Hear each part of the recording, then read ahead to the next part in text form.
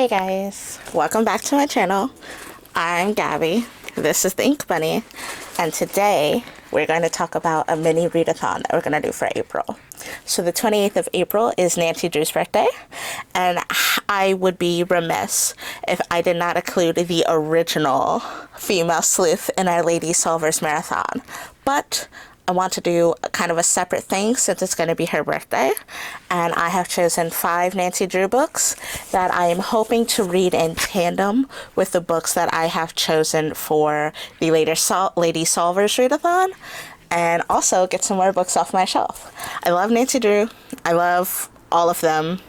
I've even read some of the younger demographic ones, and those are really cute.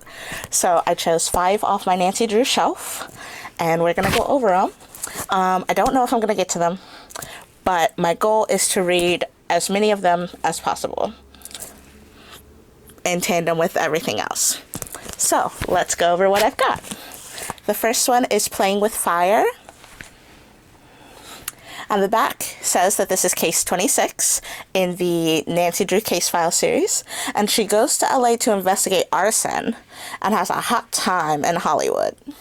Nancy, Bess, and George are summoned to Los Angeles by Preston Talbot, president of Victory Airlines. A priceless miniature portrait of Napoleon has mysteriously exploded in flames in the vault of the hotel he owns. Talbot offers the girls an all-expenses-paid trip with first-class airfare, a limousine, and a posh suite at his hotel. But before they can get carried away with Hollywood glamour, Nancy's flight bag explodes at the airport. Then, a valuable manuscript and a gown worn by the Empress Josephine are torched. Nancy must trace the connection before she gets burned for good. Next one is Stay Tuned for Danger, and this is case 17. It says that the bright lights of showbiz spell danger for Nancy and Bess. Imagine a chance to work as extras on TV's top soap with America's heartthrob Rick Arlen. Bess is dazzled when she and Nancy are invited on the show by Rick's beautiful co-star, Maddie Jensen. She's alarmed because the handsome actor has received some nasty threats, from a slashed photo to doctored chocolates. The teen detective soon uncovers a real-life drama backstage. There's a hot-headed director, a cast-off agent, and a few ex-girlfriends who all have a reason to hate Rick, but only one of them wants him out of the way permanently. Nancy has to break this case fast before Rick breaks Bess's heart. The next one I'm going to read is number 6. It's called The Whitewater Terror. And it says that she's on a whitewater adventure that soon becomes a deadly game of cat and mouse. So I love cat and mouse mysteries. Like, I don't know if it's like the chase and like the soft dom sub situation that often comes with a predator and a prey. I don't know what it is, but they are the shit. So I'm very excited about this one. When George wins a rafting trip on a wild Montana river, Nancy and Ned agree it's time for a vacation. Bess is persuaded to go because there will be boys in the group. But a sinister telephone warning and 2 near-fatal accidents soon put the vacation on ice and Nancy and her friends on guard.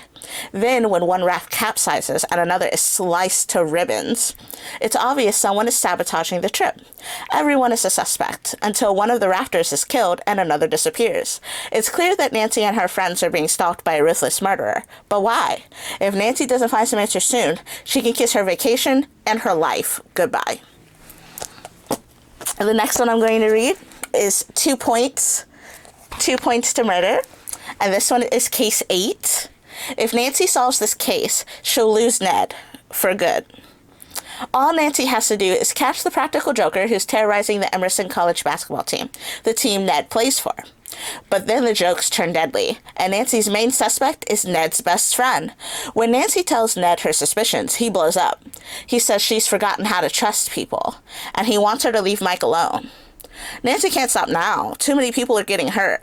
But if she solves the case, can she hold on to the boy she loves? The final book is a collaboration. It is a Nancy Drew and Hardy Boy super mystery. So Nancy and the boys work together to solve this one.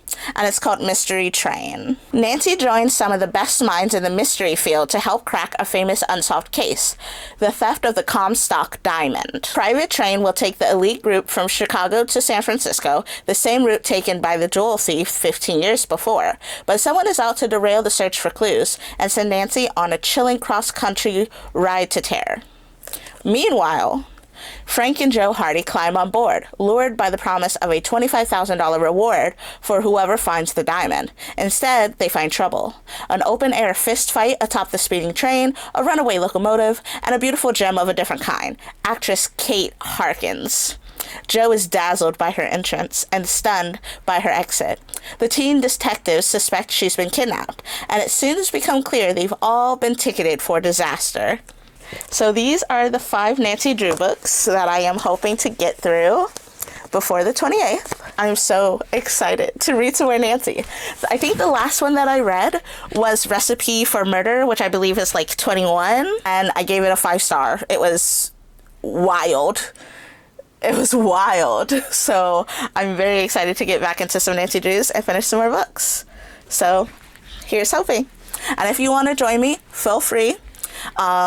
Nancy Drew birthday or Lady Sleuth, Nancy the Sleuth, something to that effect will probably be the hashtag. I'll upload it with the Dropbox, and I'll see you at the end of the month. So my goal was to try and see how many books I could finish, but I chose these 5 specifically because those are the ones that I know I'm most interested in reading. The more interested I am in reading it, the faster I plan to finish them. So if I finish these and I plan on throwing in some more, I'll hop back on. If not, then you'll see what I get. Thanks so much for hanging out with me. I'm Gabs. This is the Ink Bunny, and I'll see you next time. Sleuth on!